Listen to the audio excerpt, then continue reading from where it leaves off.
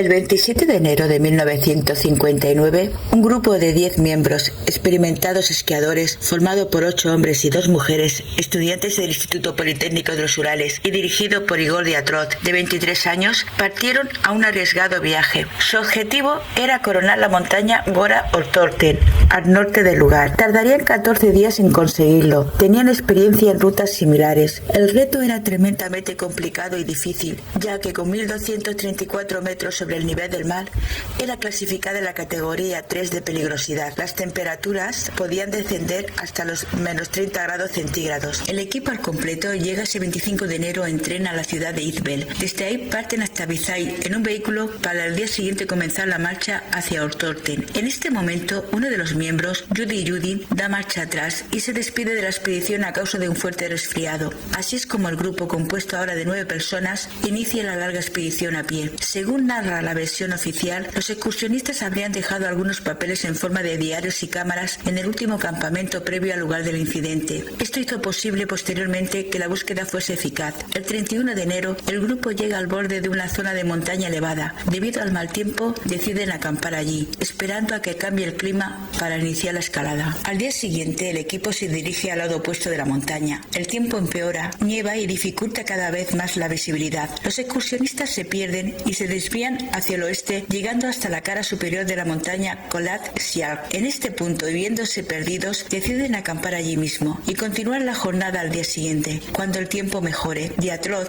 el líder del grupo, acordó enviar un telegrama al club deportivo al que pertenecían una vez regresaran a Vizay. Transcurridos varios días después de esa fecha, el 20 de febrero, son los familiares de los chicos los que dan la voz de alarma y se inicia oficialmente la búsqueda de los excursionistas con varios grupos de rescate compuestos por voluntarios. Luego se sumarían fuerzas del ejército y policía con aviones y helicópteros. El 26 de febrero encuentran el campamento abandonado. La tienda estaba medio derribada y cubierta de nieve a unos 20 kilómetros al sur de Ortorten. Estaba vacía. Los investigadores en un principio pensaron que los desgarros en la tienda se produjeron desde fuera. Curiosamente, la señora de la limpieza del almacén de pruebas sugirió que parecían estar hechas desde su interior por los jirones de la tela. Se dieron cuenta que tenía razón. Encontraron una serie de 8 o 9 pares de huellas que llevaban hasta un bosque cercano. Allí encuentran junto a un viejo cedro siberiano lo que parecen ser los restos de una hoguera y los 2 primeros cadáveres, ambos tan solo con la ropa interior y descalzos. Cuando dicen ropa interior, se refieren a la ropa que se ponen en el interior de la tienda, camisas cortas, pantalones y zapatos. No se refieren a que van desnudos, aunque a esas temperaturas es como si lo fuesen. En el árbol encuentran restos de sangre, razón por la que se determina que ambos excursionistas habían intentado trepar. La búsqueda continúa y encuentran otros 3 cadáveres en la misma zona, en un espacio de unos 600 metros del árbol.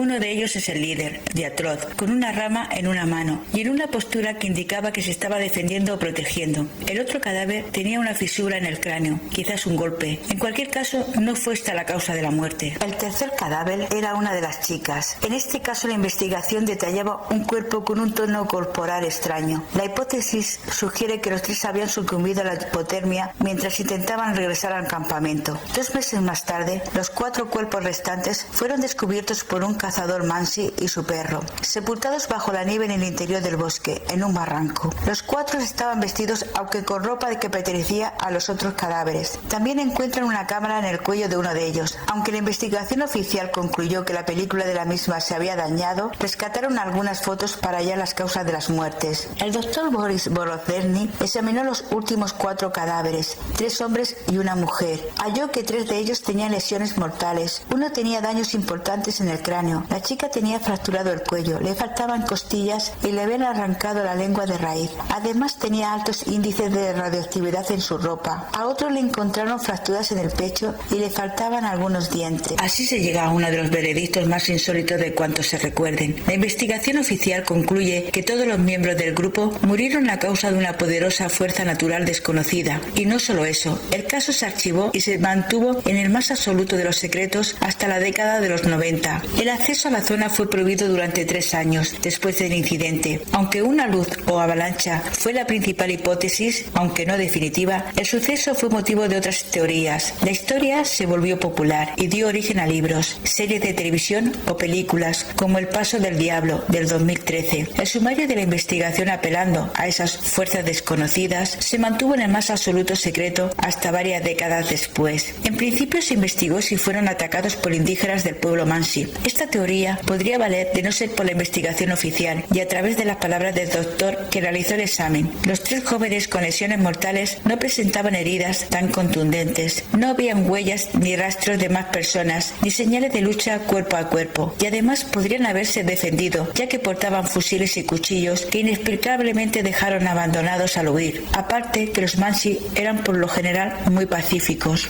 También se especuló con un posible ataque de fugitivos ocultos en la montaña. Siberia en el momento de la tragedia tenía muchos campos de concentración pequeños, dispersos por toda la región. El más cercano era el de Iblak, a pocos kilómetros de allí. En ocasiones hubo fugas. Los presos escapaban y se escondían durante años en lugares aislados. Los jóvenes pudieron convertirse en testigos no deseados y ser asesinados. Muchos de los prisioneros eran presos políticos que lucharon en los frentes de la Segunda Guerra Mundial. Sabían cómo matar y no les preocupaba hacerlo. Pero si en un solo día los excursionistas murieron congelados, no se pueden imaginar un campamento de fugitivos en un lugar tan inhóspito, sin contar con que no había ni rastro de ellos, ni siquiera los Mansi tenían constancia de ello. Muchas pistas apuntan a armas químicas, misiles de prueba, prototipos de aviones sobrevolando la zona. También pudo ocurrir un accidente, ya que cerca de allí existía un gran complejo de investigación de armas químicas y que algo explotase, aunque no aparecieron restos, lo que explicaría los daños físicos en 4 de los chicos, resonancias ultrasónicas que producen confusión momentánea, cualquier cosa que justificara su huida. Tampoco se pueden descartar que hubiesen aviones de prueba sobrevolando la zona y tal vez rociando algún producto. Unas misteriosas bolas anaranjadas voladoras fueron observadas por varios testigos en la zona en esos días. Esta explicación coincidiría con el testimonio de otro grupo de excursionistas que acamparon a 50 kilómetros de ellos. Este grupo habló de orbes naranjas, extrañas bolas flotando en el cielo, moviéndose hacia Kholat Syakh. Este testimonio también fue corroborado por los informes del Servicio Meteorológico y del Ejército. Curiosamente, uno de los defensores de esta teoría era un militar, que no podía mostrar las pruebas por estar clasificadas, pero aseguraba que existían. Se llamaba Led Ivanov. La teoría de Ivanov apunta a que durante la noche del 1 de febrero, varias esferas de color naranja, vistas por los excursionistas que fueron testigos y varios habitantes de ciudades de la zona, sobrevolaron el campamento de los 9 esquiadores. Al verlas, cundió el pánico y huyeron hacia el bosque. Las heridas que sufrieron 4 de los esquiadores podrían deberse a la colisión de una nave y el impacto de algún fragmento. No se encontraron restos de ninguna nave, pero para Ivanov la respuesta está en la rápida actuación del ejército, que pudo llevarse los restos. Los primeros en encontrar el campamento fueron soldados soviéticos a bordo de un avión, hasta que llegó el equipo de rescate del Instituto Politécnico y los civiles. Pasó al menos un día. La coloración de la piel y el cabello, la radiactividad en la ropa y la parálisis de los cuerpos indicaban a Ivanov que fueron objeto de un ataque alienígena. También le parecía muy a tener en cuenta la ausencia de la lengua de Dubidina. Era similar a las mutilaciones de ganado. Led Ivanov fue entrevistado por un pequeño periódico kazajo en 1990 y dijo: sospeché en ese momento y estoy casi seguro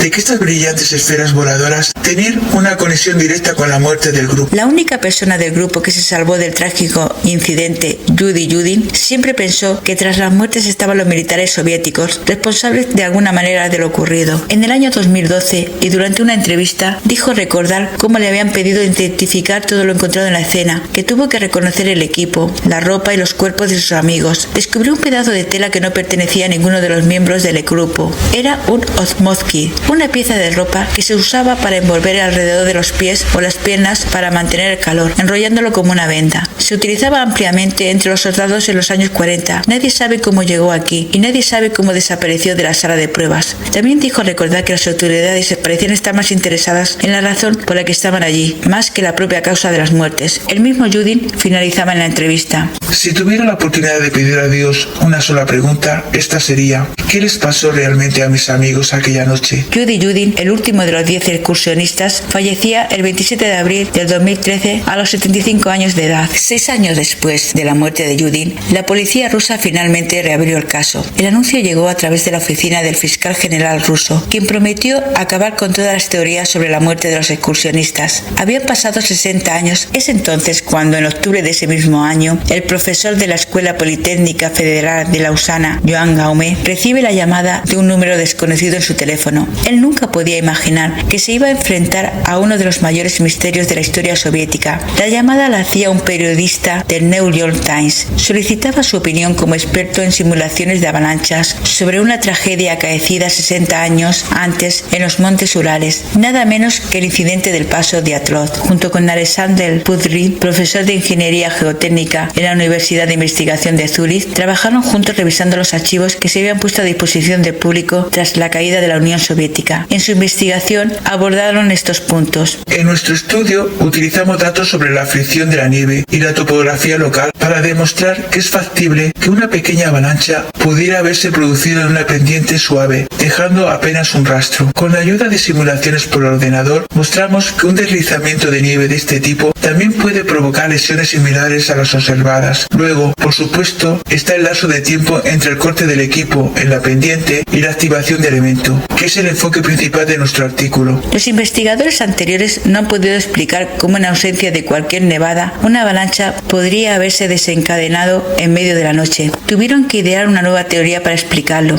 Sin embargo, pese a basar su versión de los hechos en datos, los científicos prefieren mantenerse cautelosos con sus hallazgos y dejan en claro que gran parte del incidente sigue siendo un misterio. Según Pudrin, la verdad, por supuesto, es que nadie sabe realmente qué sucedió esa noche, pero proporcionamos una fuerte evidencia cuantitativa de que la teoría de la avalancha es plausible. Jaume y Pudrin señalaron que pasaron más de 3 semanas antes de que la tienda fuera encontrada, tiempo suficiente para que el viento ocultara la evidencia de una luz. Según ellos, los excursionistas, golpeados por una repentina avalancha de nieve en la oscuridad, lucharon para escapar de su tienda. Apenas vestidos, salieron a toda prisa, quizás temiendo otra avalancha, y se dirigieron hacia un escondite de suministros en el bosque. Pero desorientados y luchando con temperaturas aproximadas de 40 grados Celsius bajo cero, se perdieron y sucumbieron al frío. Algunos pudieron haber desnudado a sus compañeros fallecidos para obtener una capa extra de calor. Aunque la teoría de la avalancha no explica los rastros de radiación, algunos han sugerido que los niveles encontrados no fueron anormales, dada la larga exposición de los cuerpos al sol a gran altura. Los animales carroñeros y la descomposición podrían explicar las partes del cuerpo faltantes. Esto sirvió al gobierno ruso para que diese por finalizada la investigación y culpase a una avalancha de las muertes, pero el hecho de que las autoridades no ofrecieran muchas pruebas dejó a muchos escépticos. Como la causa de la muerte seguía siendo un misterio, empezaron a surgir otras teorías. La gente comenzó a decir que los excursionistas fueron asesinados por un Meng, una especie de yeti ruso, cuyos avistamientos son muy frecuentes por esa zona. Nadie sabe qué ocurrió aquella noche, pero el caso está documentado al detalle. Gracias a las fotografías tomadas por el propio equipo y sus diarios, se pueden reconstruir todos sus pasos. Se les veía felices y sin ningún problema cuando acamparon ese día. De pronto, algo les produce tanto miedo que les impulsa a romper la tienda para huir colina abajo casi sin ropa, señal de que el peligro que les acechaba en la tienda era más temible que morir de frío. Los que apoyan esta teoría afirman que el aterrador rugido del yeti fue lo que los asustó y lo que les impulsó a salir corriendo. Las heridas sufridas por algunos serían la consecuencia de la costumbre de tirar piedras gordas contra la gente, unido a su fuerza descomunal. No aparecieron piedras grandes alrededor de la zona, ni pisadas de yeti, pero tampoco se buscaron. Se dispersan en 3 direcciones distintas en 3 grupos, pero se las apañan para reunirse cerca del árbol donde encienden el fuego. Van con poca ropa y necesitan calor. Algo sigue en la tienda, por eso no regresan a ella, aunque se estén muriendo de frío. Llegados a este punto, se barajan 3 hipótesis de que por qué Krivonichenko y Dorochenko se suben al árbol. ¿Intentaban huir de un peligro? ¿Intentaban conseguir más leña para la hoguera? ¿O bien alcanzar un punto de visión de la tienda a la de arriba, para ver si podían volver? Al estar congelados, tal vez ni notasen que se destrozaban las manos, por eso hallaron sangre en el árbol. Ellos dos son los primeros en morir de frío, debido al sobreesfuerzo. Probablemente sus compañeros les cubren con las ramas, y el grupo vuelve a separarse. Diatlov, Rastin y Zinaida deciden acercarse a la tienda, cautelosamente esperando que aquello que les asustó ya no esté, pero van cayendo sucesivamente. Aunque Diatlov parece protegerse de algo o alguien, y Rastin presenta una herida en la cabeza, es posible que fueran atacados por el yeti, aunque la versión oficial dice que murieron de hipotermia. Los 4 restantes se esconden. En este momento pueden sufrir las lesiones que el forense compara con un accidente de tráfico, lesiones extrañas, ya que dañan el interior, pero no producen ninguna lesión ni hematoma externo, aunque no es de extrañar debido a la congelación de los cuerpos. Cayeron por el barranco o se refugiaron en él. Una caída podría provocar los daños, aunque la altura es mínima, pero ellos ya estaban en malas condiciones. El primero en morir es Tibeaus, le sigue Duinina, cuyo cuerpo apareció arrodillado con la cara y el pecho pegados a la roca. Le faltaba la lengua, los ojos y parte de los labios, así como el tejido facial y un fragmento del hueso de su cráneo. mismo. Ella había hecho jirón en los pantalones de Kirunichenko, ya muerto, para cubrirse los pies. Cuando ella muere, Zolotarev se pone su gorro y su abrigo, aunque no le sirve de mucho porque es el siguiente en fallecer. Kolevatov es el último en morir de hipotermia. Probablemente fue él el que cubrió a su compañero con el abrigo de la fallecida. ¿Qué pudo aterrorizar a un grupo de 9 personas acostumbrados a acampar en parajes extremos y con una gran fuerza física? No eran colegiales de campamento con miedo a la oscuridad. Su comportamiento parece un ataque de histeria colectiva, pero al analizar sus pasos se aprecia que eran completamente conscientes de lo que estaba ocurriendo. Son capaces de reunirse después de la huida, se mantienen juntos o en grupos y hasta son capaces de encender una hoguera en la nieve. Otro dato curioso es que un ayudante del forense aseguró que fueron 11 los cadáveres encontrados, pero los otros 2 desaparecieron inmediatamente. El monte Kolasiak debe su nombre a una leyenda de la tribu Mansi.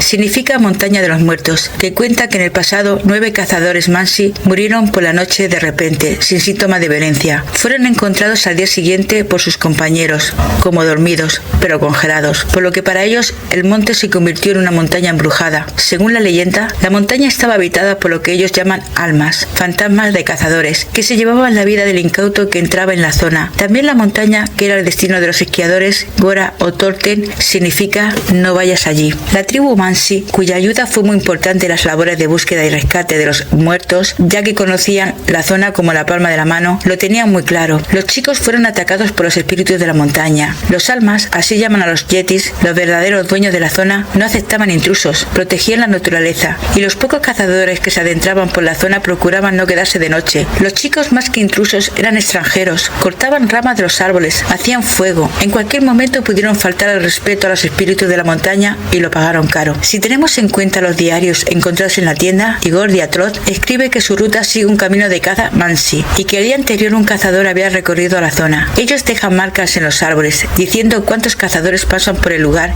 y a qué clan pertenecen. En una de las fotografías de las cámaras encontradas en la tienda, se ve a Igor posando junto a una de estas marcas. Según escribió Diatrov en su diario el 30 de enero, Mansi, Mansi, Mansi. Estas palabras se repiten con más frecuencia en nuestras conversaciones. Mansi son gente del norte, personas muy interesantes y únicas que habitan en los Urales polares del norte, encerrados en la región de Tiumen. Ellos tienen un lenguaje escrito y dejan signos característicos en los árboles del bosque. Lo cierto es que la maldición del 9 se repite. Los cazadores Mansi muertos en la leyenda eran 9. Los esquiadores del equipo Diatrov eran 9. En 1960, un avión con 9 personas, entre pilotos y geólogos, se estrelló en la misma falda de la montaña. Murieron los 9 y al recuperar la caja negra no encontraron ninguna explicación del accidente. Actualmente, los excursionistas evitan pasar en grupos de 9. Los almas, para los Mansi, son seres que habitan allí desde tiempos ancestrales. Según cuentan, son seres grandes y peludos, sin cuello, que emanan muy mal olor y que si no se les molesta son pacíficos. Dicen que estos seres se comunican entre ellos con silbidos y no aconsejan a nadie que silbe en ese lugar. Es una provocación para ellos. Estos seres han sido vistos por miles de personas y viven en las montañas rocosas, donde se piensa que hay túneles subterráneos. Por eso no son fáciles de encontrar. Curiosamente, Igor Diatrov estaba muy interesado en encontrar un yeti y parece ser que lo fotografió. Es posible que provocara sin saber la ira de este ser y los matara,